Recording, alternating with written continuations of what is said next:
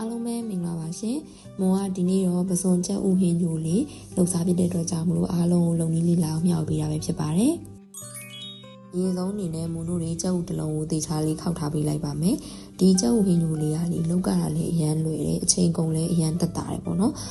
9မိနစ်လောက်အချိန်ပေးုံနဲ့မွန်တို့တောက်လို့ရတဲ့ဟင်းတစ်ခွက်ဖြစ်တယ်။နောက်ပြီးသွားလို့ရှိရင်ဝင်းချကျင်တဲ့သူတွေဆိုလို့ရှိရင်လည်းဒီလိုမျိုးဟင်းညိုလေးကိုညဘက်ဒီမှာလောက်တောက်ပြီးလို့ရတယ်ပေါ့နော်။မွန်ကတော့ဒီနေရာမှာပစွန်သုံးထားပါတယ်။ပစွန်လေးကိုမွန်ကနည်းနည်းလေးလော်ထားလိုက်တယ်ပေါ့နော်။တကယ်လို့မလော်နိုင်တဲ့လူတွေကမလော်ကျင်တဲ့လူတွေကဒီအစိမ်းထည့်လဲရပါတယ်။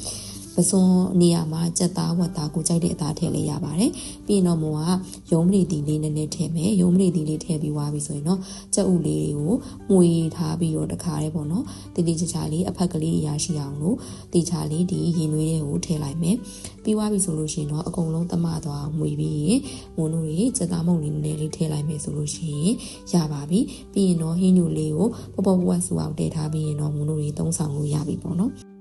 ပြီးရင်တော့မွန်တို့တွေဒီဟင်းညိုလေးကိုခတ်ပြီးတော့အပေါ်မှာကြက်သွန်မိတ်ကလေးညှက်ထည့်လိုက်မယ်ပေါ့နော်ကြက်သွန်မိတ်လေးညှက်ထည့်ပြီးရင်တော့တခါတည်းငရုတ်ကောင်းမုံလေးပါနည်းနည်းလေးဖြူလိုက်မယ်ဒီဟင်းညိုကကြတော့ပူနေတုံးတောက်တော့မှပို့ပြီးတော့အဆင်ပြေတယ်နောက်မှဆိုလို့ရှိရင်အေးွားရဆိုလို့ရှိရင်ကြတော့တောက်မကောင်းပါနော်အဲ့တော့အချိန်ကုန်လဲတက်တာစေခြင်းနဲ့နောက်ပြီးရင်ဝိတ်လဲကြခြင်းတဲ့သူတွေဒီလိုမျိုးဟင်းညိုလေးလောက်တောက်ကြည့်လို့ရပါတယ်နော်